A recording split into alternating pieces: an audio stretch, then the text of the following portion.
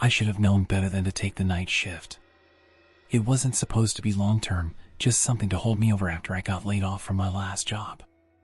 The pay was decent and the benefits weren't bad, but the real appeal was that the MTA was always hiring, and once you got your foot in the door, you were set. I wasn't a cop or a firefighter, but it was still a civil service gig, which meant steady work, decent pay, and a pension if I stuck it out long enough. I was hired as a track inspector, which meant a lot of walking through tunnels in the middle of the night, checking for structural issues, loose rails, or anything else that could cause a derailment. It wasn't glamorous, but it was necessary. People don't realize how much maintenance goes into keeping the subway running.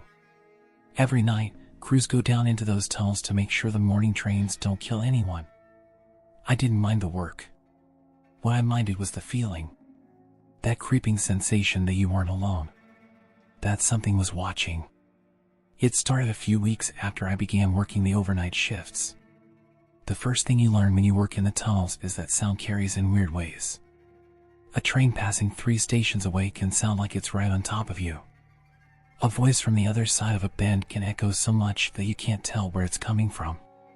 And then there's the other sounds. The ones you can't explain. My route was mostly under Brooklyn, stretching from Atlantic Avenue to New Lots Avenue, a stretch of old, decaying infrastructure that had been around for over a century. The tracks down there felt ancient.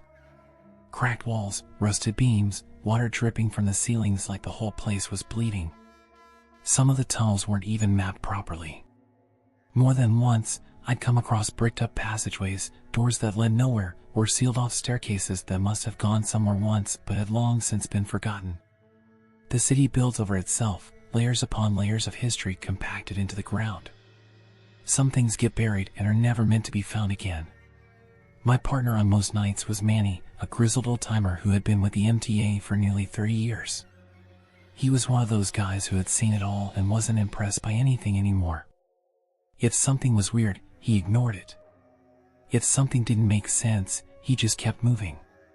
That was his philosophy: don't ask questions you don't want answers to. It was a good rule to live by. The first time I saw something that didn't belong, we were walking the tunnel between Franklin Avenue and Nostrand. It was just past 3 a.m., the dead zone where the last of the drunks had stumbled home, but the early morning rush hadn't begun yet. Our flashlights swept the tracks, catching rats scurrying into the darkness and the occasional glint of something metallic buried in the grime. That was when I saw it, something moving further down the tunnel, just at the edge of my light. It was hunched over, too small to be a person but too big to be a rat. It had this jerky, unnatural movement, like it didn't quite know how to walk properly. For a split second, I thought it was a dog, but then it turned toward us, and I realized it had no face. Just smooth, featureless skin stretched tight over where its eyes and mouth should have been.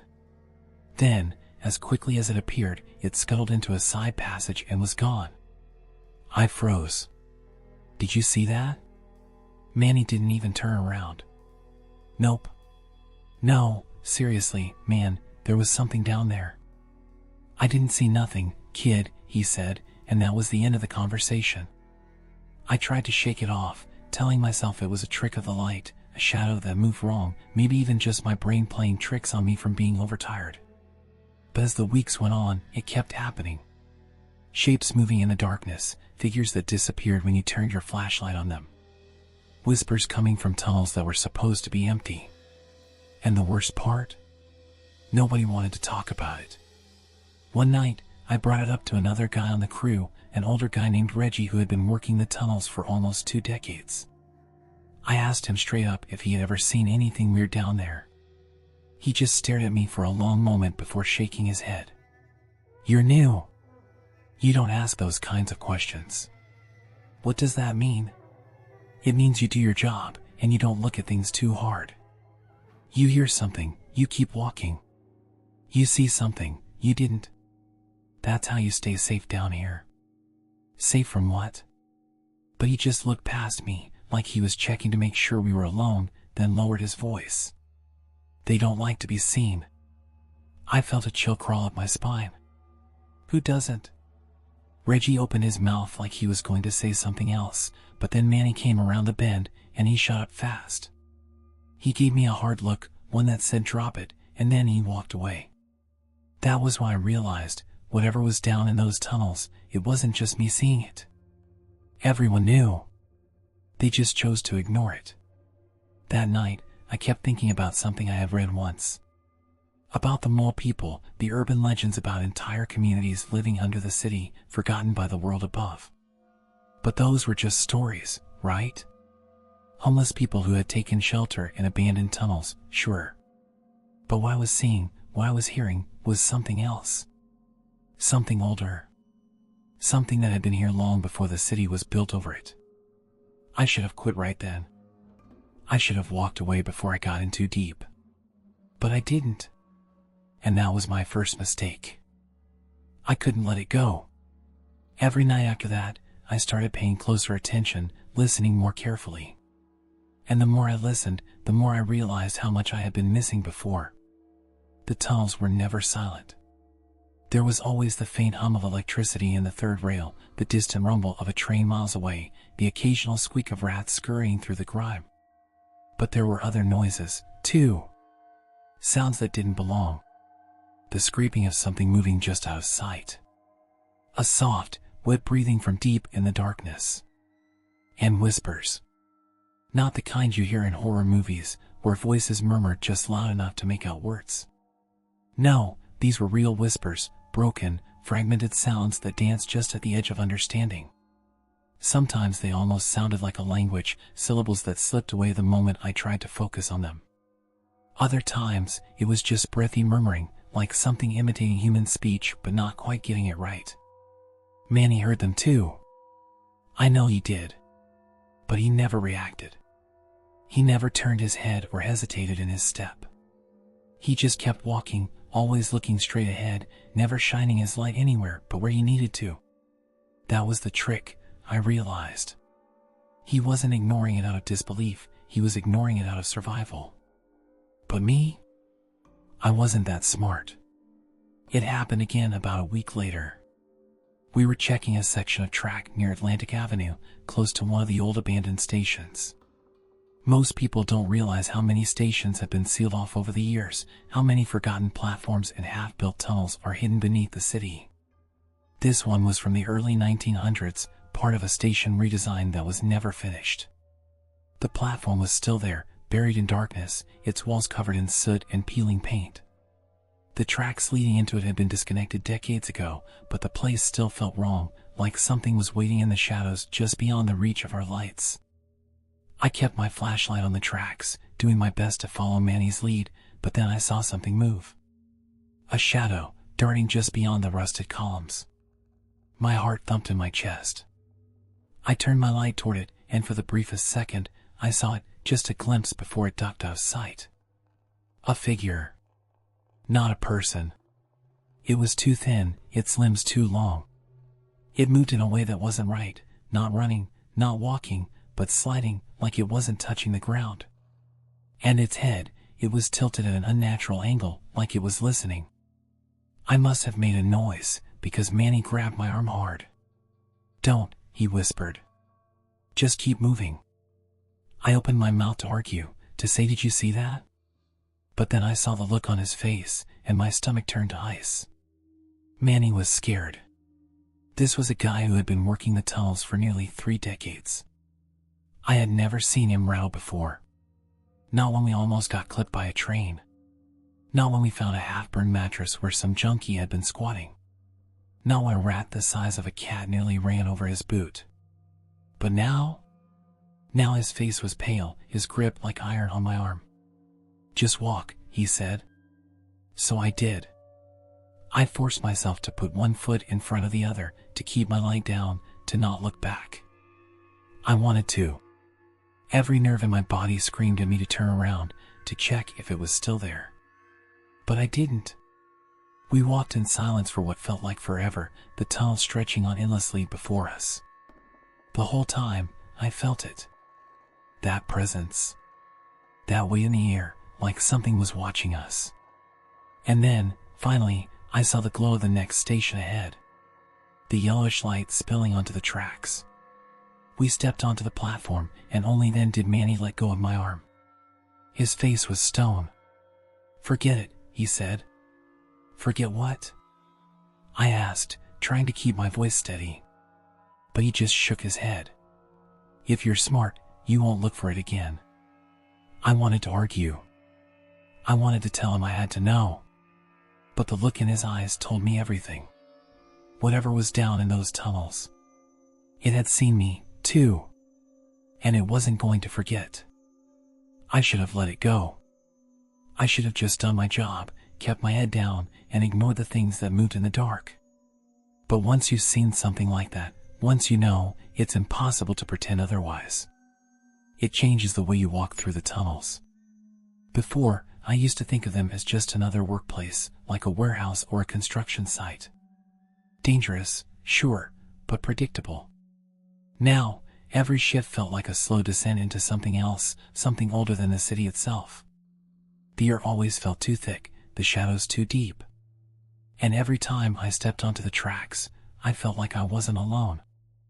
I started seeing them more often. Not clearly, never fully, but always there. Shapes that weren't supposed to be there. Movements that didn't belong. Sometimes, it was just a flicker of motion in my peripheral vision, something thin and fast slipping into the dark. Other times, it was a feeling, a certainty that something was standing just beyond the reach of my flashlight, watching. It got worse after that night at the abandoned station. Manny refused to talk about it, and I wasn't dumb enough to push him.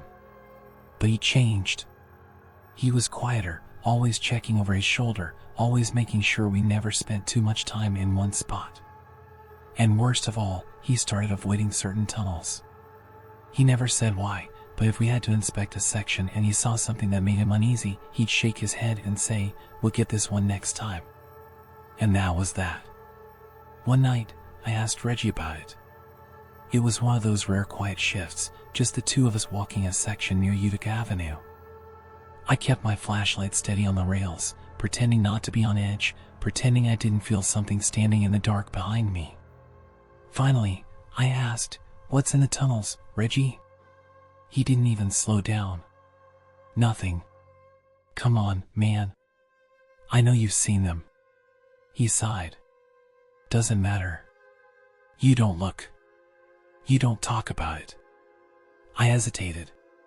Manny's been avoiding some tunnels. That made Reggie stop. He turned to face me, his expression unreadable in the dim glow of my flashlight. "Which tunnels?" I told him. He didn't say anything at first, just nodded like that confirmed something he already knew. Then he said, "Yeah, that makes sense." I waited, but he didn't elaborate. Finally, I pressed, "Why?" Another pause. Then, in a low voice, he said, "Because they remember you." My mouth went dry. "What does that mean?" Reggie glanced over his shoulder, like he was checking to make sure we were alone. Then he leaned in, his voice barely above a whisper. "If you notice them, they notice you back. And once they notice you, they don't forget." A cold shiver ran down my spine. He took a step closer. "You ever hear the stories about missing workers?" I swallowed. "What do you mean?" He nodded toward the tunnel ahead. "Go back far enough, and you'll find records of guys who just disappeared down here. No bodies. No explanations. Just gone. Most people think they got hit by a train, maybe fell onto the third rail. But you and I both know that if someone dies down here, you find something. Blood. A boot. A piece of clothing. But these guys? Nothing. Like they just stepped into the dark and never came back out." I didn't want to believe him. I really didn't. But something about the way he said it, calm, like it was just a fact of life, made my skin crawl. "How many?" I asked. Reggie shook his head. "More than they'll ever admit." The silence stretched between us.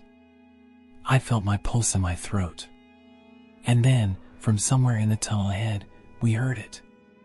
A scraping sound. Not the skittering of rats. Not the shifting of debris. Something big moving against the concrete. Slow. Deliberate. Reggie's hand shot up, signaling me to stay still. I turned off my flashlight. In the pitch darkness, I could hear it better.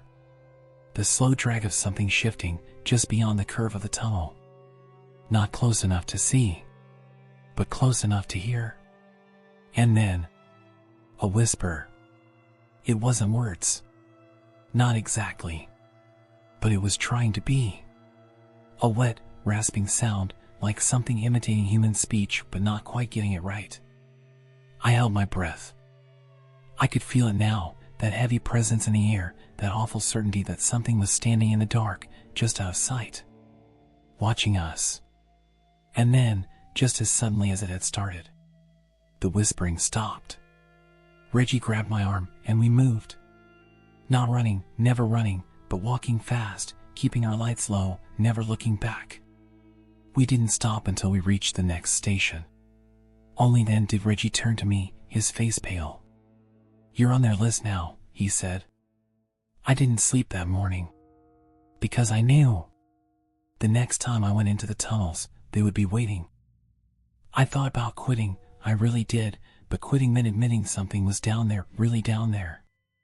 And once you admit something is real, it has power over you.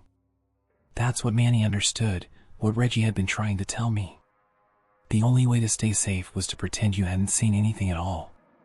So I kept showing up, telling myself I was imagining things, that the noises, the shadows, the feeling of something watching, all of it, was just paranoia. But I knew better. I could feel it.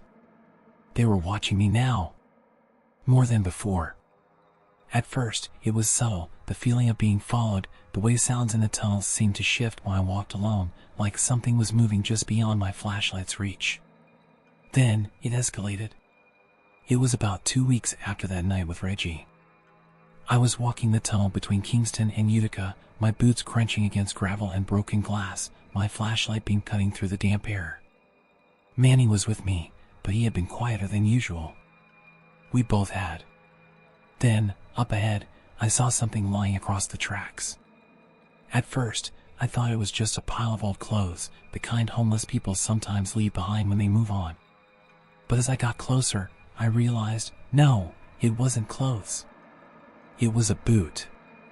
Just a single, worn-out work boot lying in the middle of the tracks. I stopped, something about it feeling wrong. Manny must have sensed it too because he slowed down beside me.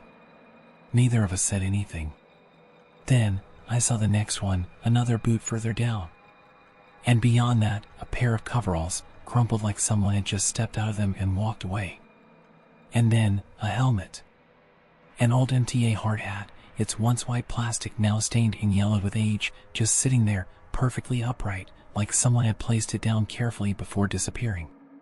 The hair on my arm stood up. "Manny," I said, my voice barely above a whisper. "What the hell is this?" Manny didn't answer, just stared at the hard hat, his jaw tight. I took a step forward, shining my light down the tunnel. That was when I saw the writing. At first, I thought it was graffiti, just another layer of grime and paint on the tunnel walls. But as I stepped closer, I realized it wasn't spray paint. It was scratched into the concrete. Deep. Jagged. Names. Dozens of them. Each carved by hand. Some were fresh, the grooves still sharp. Others had faded with time, worn smooth by years of dust and damp air. I stepped closer, scanning the names. Most of them meant nothing to me. Then I saw one that did. Gonzalez. I turned to Manny, my stomach twisting. "Manny." His face was pale, his eyes locked onto the name. "How long have you been working here?" I asked. A beat of silence. Then, 32 years. I swallowed hard. "Did you know him?" Manny's hand clenched into a fist. He took a deep breath and exhaled slowly. "No." He was lying. I could see it in his face. "Manny, what is this?" He shook his head. "Drop it." "No, man. Tell me." He didn't look at me, just turned and started walking. I hesitated, looking back at the names. There were so many. Too many. And at the bottom, near the floor, a name had been carved more recently than the others. The scratches were fresh, the dust still loose around the edges. I shined my light over it. And I stopped breathing. Because it was my name. Carved deep into the concrete. My name. I staggered back, my heart slamming against my ribs. No. No, no, no. That didn't make sense. Who put it there? When? I had been here before, just a few nights ago, checking this same stretch of tunnel. And this hadn't been here. It couldn't have been here. I spun around, my breath coming fast. Manny. He didn't stop walking. Manny, my name's on the wall. I know. His voice was hollow, like he had expected it, like he had seen it before. I ran to catch up. What the hell does that mean? He didn't answer. I grabbed his arm. Manny, what does that mean? He turned to face me, and in the dim light of my flashlight, I saw it. Fear. Real fear. Not annoyance. Not frustration. Just cold, quiet fear. Finally, he said, it means you're on the list. I stared at him. I didn't want to ask. I really didn't. But I had to. What happens to the people on the list? Manny looked past me, down the tunnel, into the darkness. They don't come back. I felt sick. I turned, my flashlight trembling in my grip, and looked at the wall one last time. At my name. At all the names before mine. And I realized something. There was still space below mine. Empty space. Waiting. For the next name. I called out sick the next night. I sat in my apartment with the lights on, my phone in my lap, my mind replaying everything from the tunnel over and over again. My name was on that wall. Someone, or something, had put it there. And if Manny was telling the truth, if the names on that wall were some kind of record, then that meant my fate was already decided. I didn't sleep. I tried looking up missing subway workers, but I couldn't find anything. Not the way I was hoping to. There were accidents, sure. Plenty of them. Guys hit by trains, electrocuted on the third rail, even a couple who had fallen into access shafts and were never found.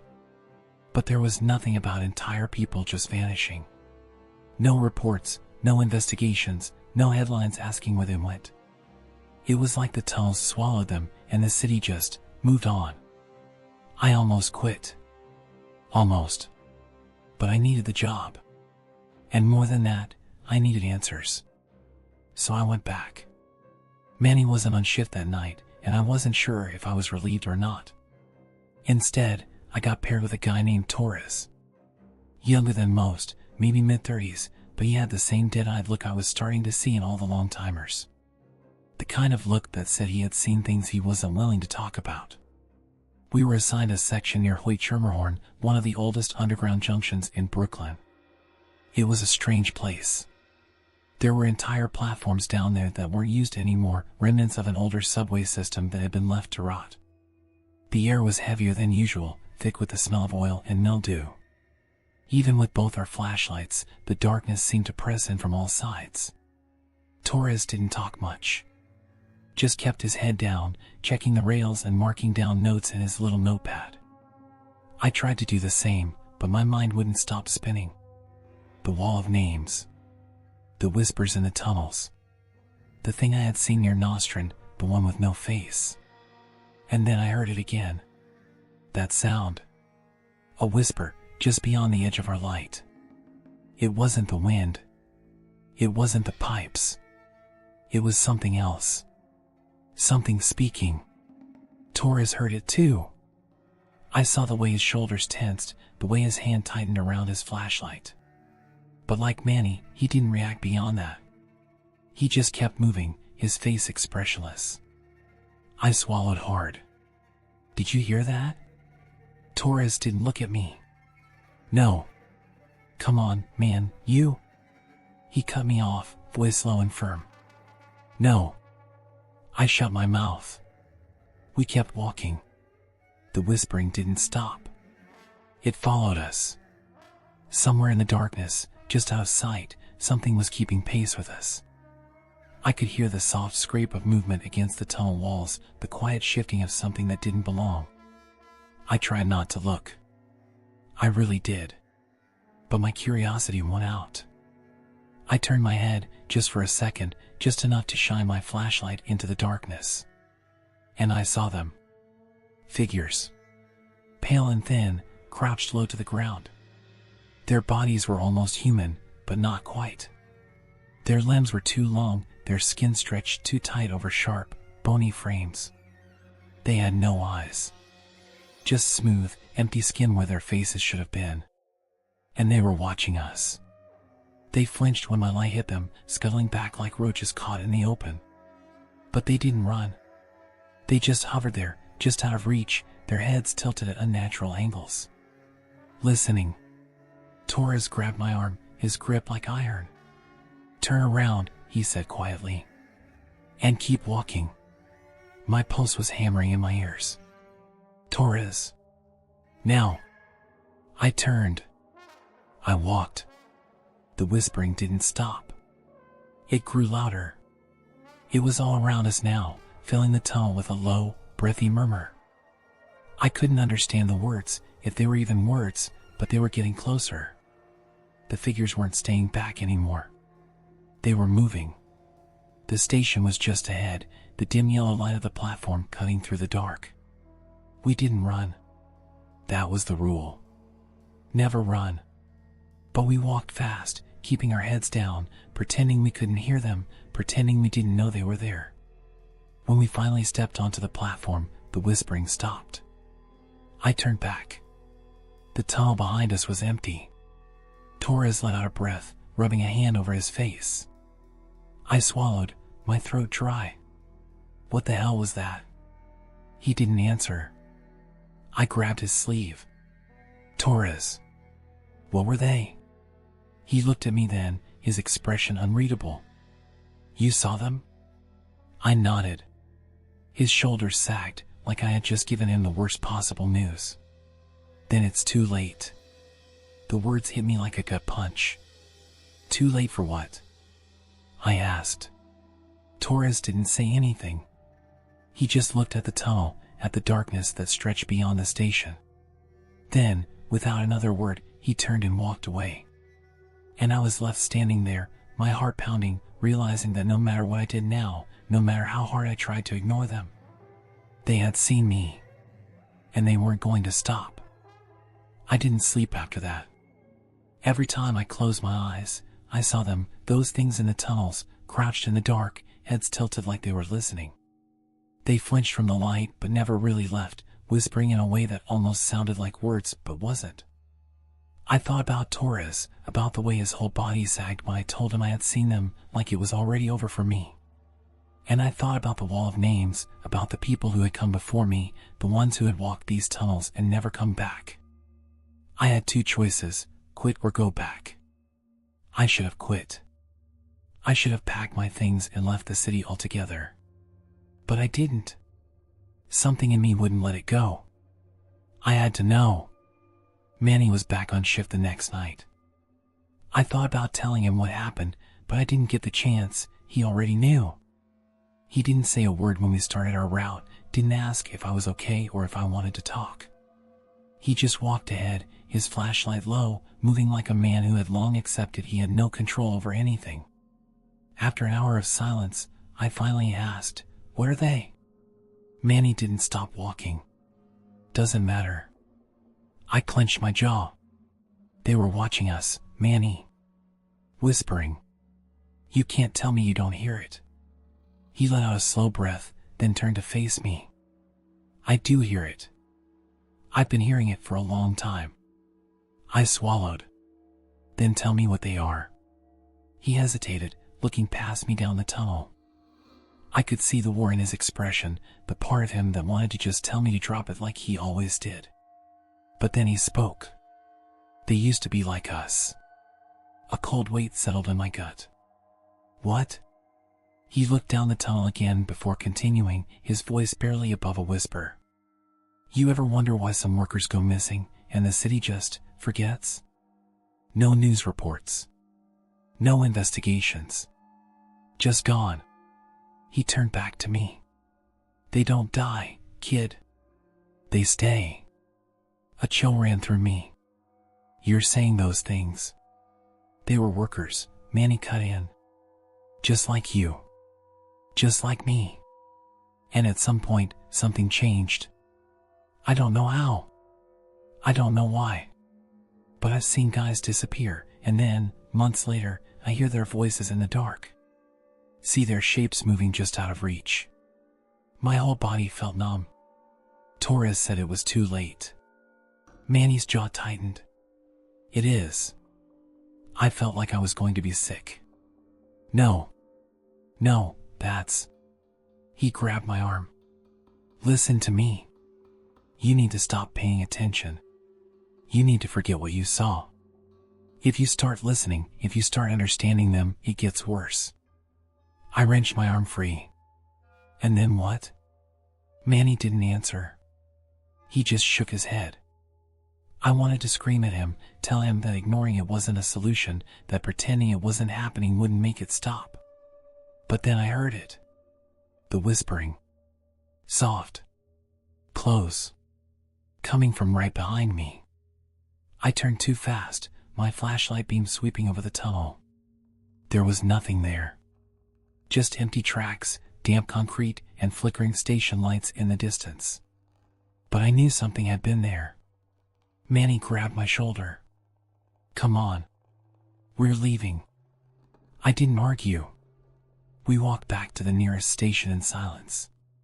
Every step felt like something was trailing just behind me, just out of reach. I didn't turn around again. I should have listened to Manny. I should have stopped paying attention. But it was already too late for that. Because when I finally got home that morning, something was waiting for me. Not in the tunnels. Not in the dark corners of my mind.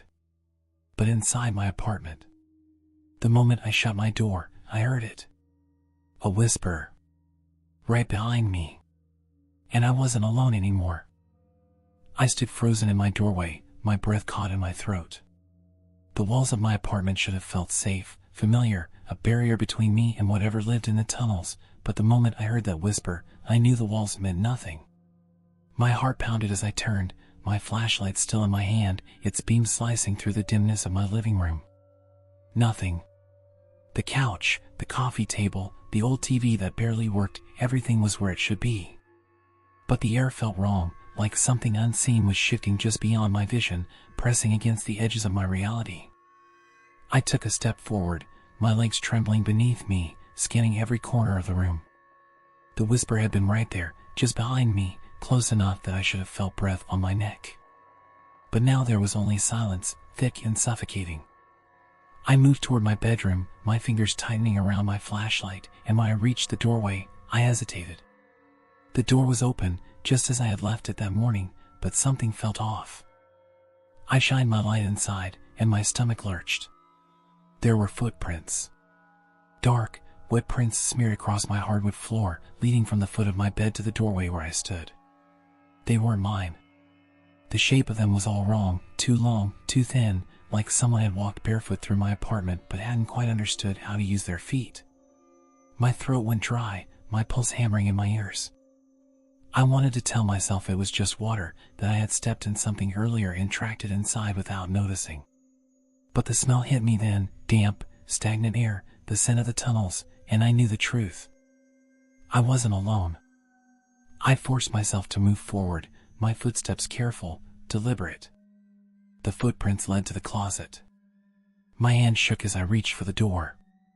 Every instinct in my body screamed for me to leave, to run, to get out, but I had to see. I had to know. I grabbed the handle and yanked the door open. Nothing. Just my clothes, hanging in a row, my work boots shoved into the corner. But the smell was stronger now, heavy, clinging to the air like mold. My flashlight flickered, the beam dimming for a second before steadying again. I exhaled, trying to slow my breathing, and stepped back, closing the closet door. Maybe I had imagined it. Maybe I was losing my mind, seeing things that weren't there. But then, from behind me, I heard the floorboards creak. I spun around, my flashlight sweeping across the room. Empty. But I knew something had just been standing there, watching me. I grabbed my phone, my fingers fumbling as I hit Manny's number. It rang once, twice. Then his voice came through, low and steady. "Kid, listen to me. Do not tell me what you saw." My mouth opened, but no words came out. I swallowed hard. "Manny, something's in my apartment." Silence. Then, "Turn off the lights. Don't look. Just go to sleep." "Are you insane?" "I'm not sleeping." "You don't understand," he snapped. "If you let them know you see them, they get closer. They follow." My pulse hammered against my ribs. "Manny, they're already here." He exhaled, slow and shaky. "I know. Just act like they aren't." The call disconnected. I stared at my phone, my hands shaking.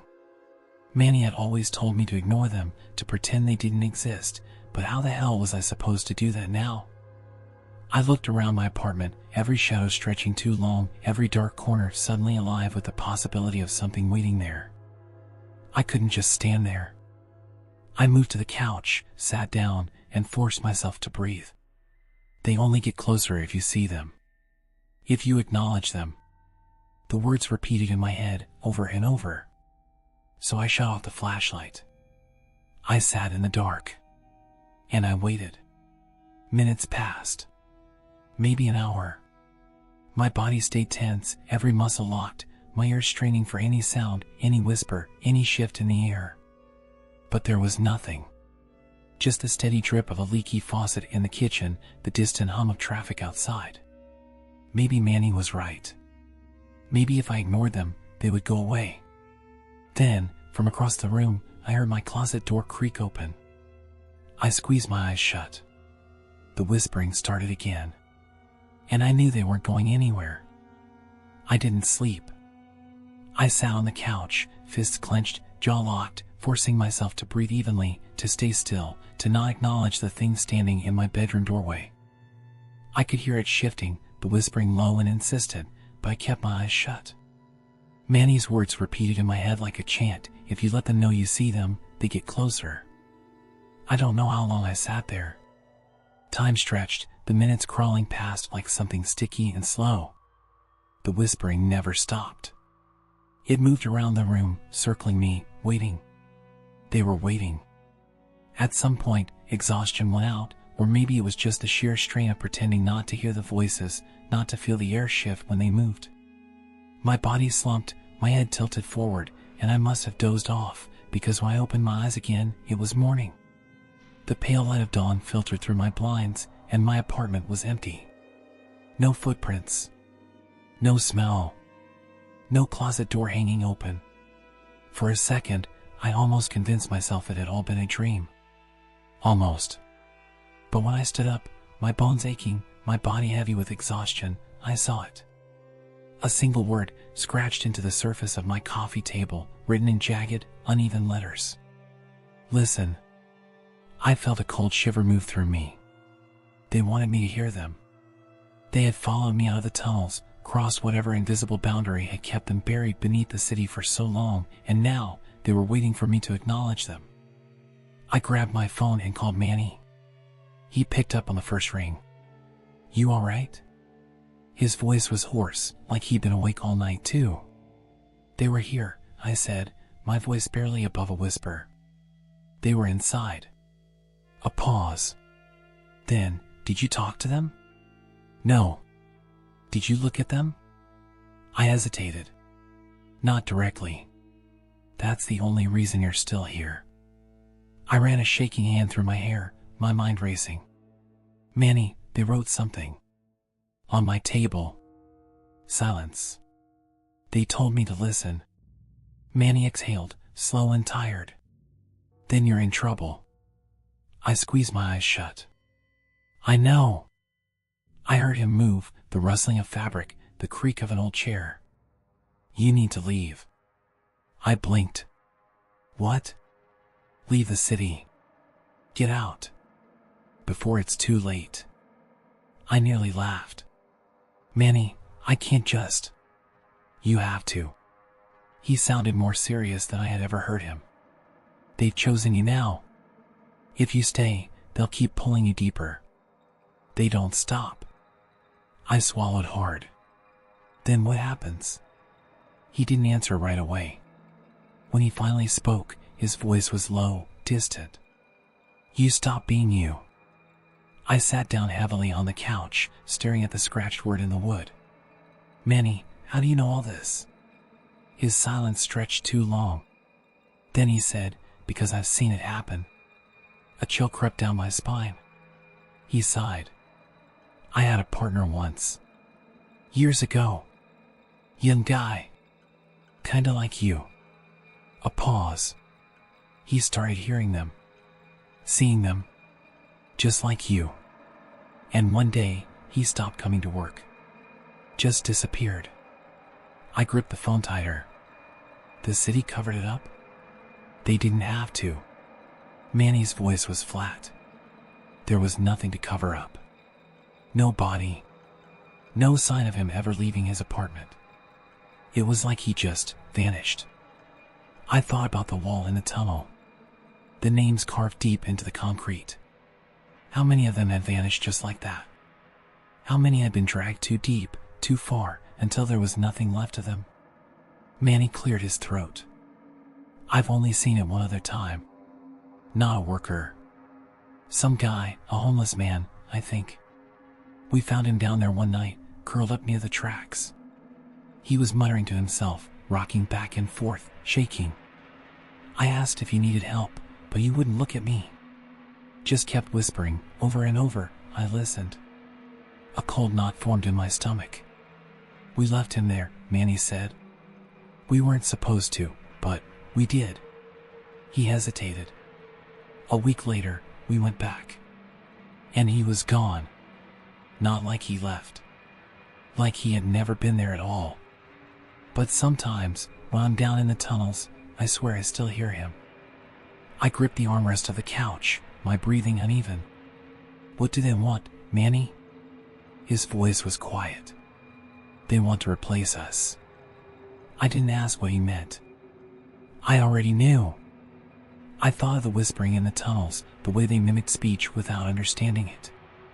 The way they moved, almost like people, but not quite right. The way Torres had said it was too late the moment I saw them. They were waiting. Watching. Waiting for me to change. I stood up, my head pounding. I need to go back down there. No, Manny snapped. No, you don't. You need to leave. Before it's too late. But it was too late already. They had followed me home. They weren't just in the tunnels anymore. And I knew, deep down, that if I didn't face them, if I didn't understand what they were, what they wanted, then it wouldn't matter where I ran. They would always find me. Because I had listened. I don't remember making the decision to go back into the tunnels. One moment, I was standing in my apartment, staring at the word carved into my coffee table, listen, and the next, I was stepping onto the platform at Kingston Avenue, my work gear slung over my shoulder, my flashlight already in my hand. The early morning trains were held overhead, but they felt distant, like echoes of another world. Down here, in the damp underground, there was only one reality. Theirs. Manny wasn't on shift. Neither was Torres. I was alone. Maybe that was for the best. If I was going to find out the truth, I couldn't afford to have someone pulling me back. This was between me and them. I stepped off the platform onto the tracks, the gravel crunching under my boots.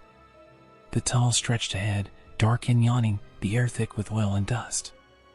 I walked forward, forcing my breath to stay even. Don't hesitate. Don't look back. Don't stop. The whispering started almost immediately. It wasn't coming from behind me this time. It was ahead. Waiting. Calling me forward. I gritted my teeth and kept walking, my flashlight beam sweeping over rusted beams and crumbling concrete. Somewhere in the distance, a slow, rhythmic scraping echoed through the tunnel, like something shifting along the walls, something long and thin. I reached the spot where I had first seen them, where they had crouched in the dark just beyond my light. I stopped. The whispering grew louder. I raised my flashlight. And they were there. Dozens of them. They weren't hiding now. They weren't scurrying away like roaches. They stood in the open, watching, waiting. Their skin was stretched too thin over their long, bony frames, their heads tilted at impossible angles. Their faces, if you could call them that, were smooth, empty expanses of flesh, but I felt their eyes on me. They were looking at me. Through me. And then, one of them stepped forward. I didn't move. It stood at the edge of my light, its head twitching as if adjusting to something unseen. When it opened its mouth, no lips moved, no throat flexed, but the whispering poured out of it. I felt the sound more than I heard it, like a vibration running through my skull. It wasn't words, not exactly, but something beneath it, something trying to be words. It was trying to speak. Trying to learn. I understood then. Manny had been right. Torres had been right. These things, they weren't just watching. They weren't just following. They were replacing. I took a step closer. The whispering swelled. A chorus of voices layered on top of each other, warping, shifting, struggling to form something human. My flashlight flickered, the bulb buzzing as the beam dimmed. The figure in front of me twitched again, tilting its head like it was listening now. And then, it whispered my name. Not a scream. Not a shout. Just a breath, a perfect echo of my own voice, slipping from the void where its mouth should have been. It knew me. The others whispered it, too. A dozen voices, all at once.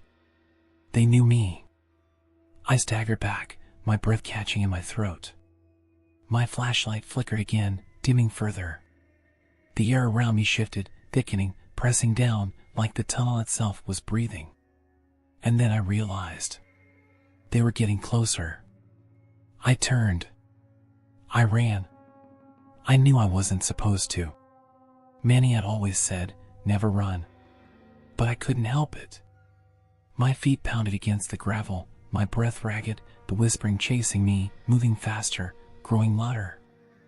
I felt them behind me, felt the air shift as they closed in. My flashlight was almost dead now, my vision swimming in the dark. The platform was up ahead. The dim, flickering glow of the station lights barely visible through the tunnel haze. I pushed forward, lungs burning, every part of me screaming to get out. Then, just as I reached the station, the whispering stopped. Silence. I stumbled onto the platform, gasping, spinning around. And they were gone. The tunnel was empty. No figures. No movement. Just the tracks, stretching into the darkness. But I knew they were still there. Watching. Waiting. I felt something wet on my face. I wiped my cheek and looked at my hand. Blood. My nose was bleeding. My ears, too. The whispering had been inside me. I turned away and left the station without looking back. The last entry. That was 3 nights ago.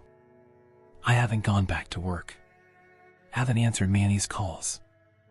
I've barely left my apartment. But it doesn't matter. Because they're still with me.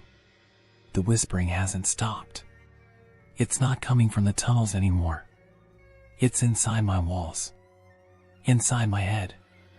And worst of all, when I woke up this morning, I caught my reflection in the bathroom mirror.